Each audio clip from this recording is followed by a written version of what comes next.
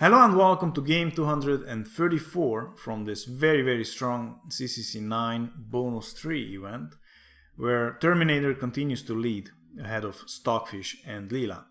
And in this game we have Leela versus Leelenstein in a very bloody game, in a very double-edged gambit. Leela started with e4, and after e5 we have the center game with d4. White attacks on e5 and threatens to win a pawn. Black, of course, has many options here. He can either defend the pawn with d6 or knight c6, or even play d5, even that is a line. Or, of course, he can take on d4 and hope that the queen will recapture when black can win some time in development with knight c6 by attacking the queen. This has been played even at super GM level. For example, Russian Grandmaster Jan Nepomniachtchi has some interesting games against Carson, Karyakin, Anand, and so on. But in this game, we don't have queen takes on d4. Instead of that, we have c3. White offers another pawn to win a tempo in development. And the best line here for black is considered to be d5, which gives an even game for black. And no matter how they capture the pawns, white will eventually end up with an isolated pawn. For example, if he takes here, then black can take here, and even though white will probably regain this pawn on e4, he will have an isolated pawn on d4. Or if instead of cd we have e takes on d5, then the queen can take, and white will eventually have to take on d4, and again he will have an isolated pawn. But of course this opening is not so much about pawn structure, it's much more about quick development and an attack. And instead of d5, black can also just decline the offer on c3 and play d3. Or, if he feels brave, he can of course take on c3. And now white has two main options. He can either recapture with the knight, and then he has a knight already developed and the pawn in the center, and in exchange for a pawn, or he can go completely berserk and give up another pawn and play bishop c4. And now black usually takes here because there's nothing better. And now after bishop takes on b2, white is 2 pawns down, but he's much more ahead in development. He has already 2 pieces developed, and look at those bishops. Look at the power of those bishops. Look at what kind of damage they are prepared to do on the king side. There won't be kingside castling here for black, that's for sure. And he also has a pawn in the center, but he's 2 pawns down. If black manages to survive, then he probably wins, because 2 pawns is already a decisive advantage. But until that, he has to face white's big attack. The book ends with this move, bishop takes on b2, but just before we go forward, let me show you one more thing here after e takes on d4. Instead of going for the Danish Gambit with c3, white can go for many other moves. One interesting idea here is f4, and this is called the Hollas-McDonough Gambit. And this gives white a pretty serious attack, and black really has to know what it's doing. So if you're into e4 and you're looking for some cool gambits, then this is one of them. The idea of f4 is that white can play e5 and chase away this knight from f6. And usually white develops a bishop to d3 and the knight on f3. And now with this queen on d1 and with these pieces here, and without the knight on f6, we know what usually happens. The Greek gift sacrifice on h7. And white can get some very quick wins in this variation, in this gambit. Now, going back to the game, here after bishop takes on b2, black again has a lot of options. He can either play bishop b4 to develop with tempo, or he can play d6, knight c6, d5 is the main move, the Schlechter defense, or he can play knight f6, as in the game. Black is attacking e4, and here white's main response is e5, and this is what happened in the other game, where Leelenstein played e5 and then Leela continued with bishop b4 and so on, and the game eventually ended in a draw. In this one, instead of e5, Leela preferred to play knight c3, and now Leelenstein played a very strong move, d5, with a very interesting idea. It is true that black has 2 extra pawns and that would be winning in an endgame. However, before the endgame, the gods placed the middle game, as they say, and in this middle game, white has huge pressure on black's position, and in order to survive, Leelenstein now played d5, and his idea is to give back a pawn in order to exchange white's active pieces. And now after knight takes, and bishop takes, here comes Leelenstein's second point, and that is that with bishop b4 check, he's forcing the king to f1, and now this rook on h1 is trapped, kind of. And Leelenstein's third point now is that he can play here c6. Instead of c6, if he tries to castle, then queen d4 wins because it threatens mate on g7 and threatens the bishop on b4.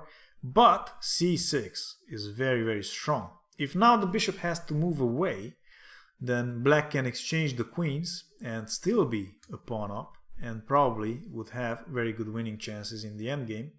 However, Leela has a line here which allows her to maintain the queens on the board and even win back the second pawn by taking on f7 with check, and after king takes she has queen b3 check, and after bishop e6 she can take back the piece on b4. And Leela managed to win back her second pawn, but now after queen d3 check we can see that actually the white king, Leela's king, is in much bigger trouble than the black king. And after knight d2 and rook d8, black has a huge initiative. If instead of rook d8, black would try here bishop c4 to attack this knight and try to force this rook to defend, well, this wouldn't work as expected because here white can just quite simply ignore the threat on the knight, and now after the queen takes, the queen can take on b7 with check, and after king e6 play bishop a3 threatening mate on e7 with the queen, and now after queen takes on e4, white has h4 activating this rook, and this would be very dangerous for black. However, instead of bishop c4 with rook d8, queen b7 now doesn't work because now black has knight d7 with the threat of rook b8 and capturing this bishop on b2, and now after the queen comes back, there's bishop c4, rook e1, rook b8, queen c3. And now here comes black's point. Knight e5 allows black to maintain the pressure on white's position because neither queen takes on e5 works, because now white would get mated after queen takes on e2 with check, rook takes and rook d1. And neither queen takes queen works because then the knight can recapture and white would have these two pieces attacked and he would be losing.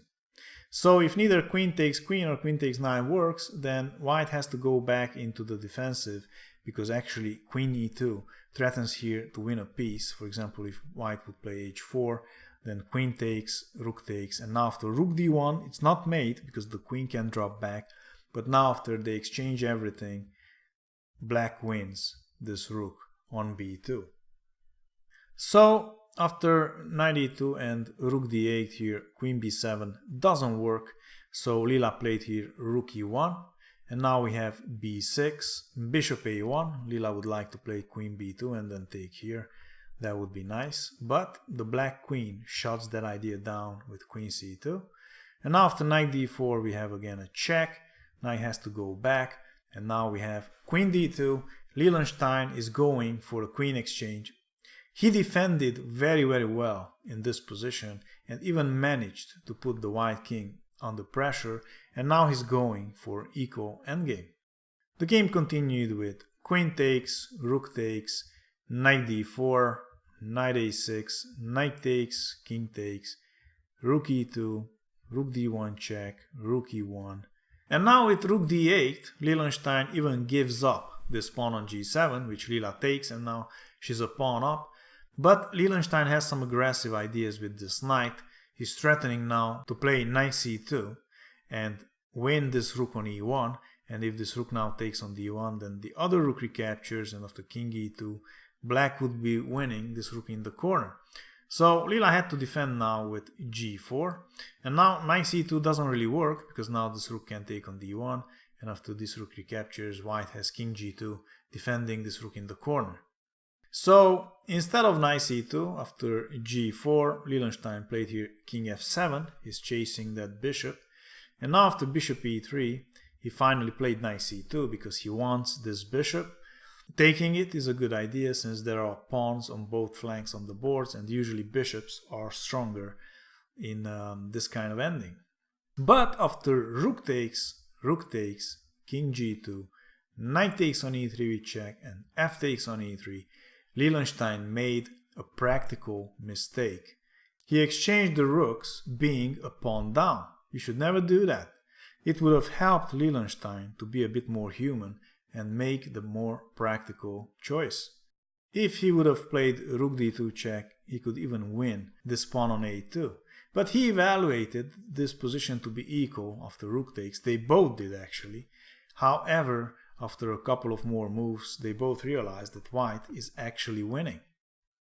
Leelenstein continued with b5, and now we have king g2, h6, king f3, king f6, and now after h4, Leela is very happy with her position. She evaluates it at plus 1.8 for her, and 2 moves later, after c5 and king e2, Leelenstein also feels that something's not quite right with his position, and only another 2 moves later, he finally realizes that his position is lost, and he evaluates this position at plus 2 for Leela. Leelenstein's problem in this ending is that Leela's king and this pawn on a2 will be able to stop these 3 pawns on the queen side, while the black king and this pawn on h6 won't be able to do the same against these 4 pawns. The game now continued with king f6, king d3, a6, a3, and now after a5, Leelenstein leaves the b5 pawn, the soul of this trio, undefended, allowing Leela to attack it with a4, and now it doesn't matter if the black pawn takes or pushes forward, the king will gain access to the c4 square and will be able to stop the pawns. And now we have b takes on a4, king c3, and the pawns are easily stopped. It is true that the white king has to stay with them in order to prevent them to promote, but the white pawns win by themselves. For example, after king e5, white has here g5, and if this pawn takes, then h6, and after king f6, the other pawn can move up the board, and the king can take this because then this promotes, and after king g6 there's e6, and now if the king takes on h6, then e7, and the other pawn promotes. Or if after g5, black doesn't take on g5 but plays, let's say, king e6, then g takes on h6, and one of these pawns will promote. The black king is helpless. So after king c3, Leelenstein played here a3, and now we have king b3, a2, and this pawn doesn't really matter because the white king can't really capture these remaining black pawns. So the king takes on a2, and after c4, king a3, and king f7, these 2 squares are unavailable for the white king, and if he now tries to get the a5 pawn, then of course this one will promote, and if the king goes to b2 and tries to take the c4 pawn, then there's a4, and after king c3 there's a3, and now the king can't take this one because then this one promotes. So the white king can't really take the pawns, but neither the pawns can promote, and in the meantime the black king is helpless against the white pawns, which will manage to promote on their own. So after king f7, Leela played here e5, and now we have c3. If the black king tries to go to e6, then again we have g5, and if the king takes here, then the pawn takes on h6, and after king f6 there's e4, and one of these pawns will promote. Black can do nothing. So after e5, Leelenstein played here c3.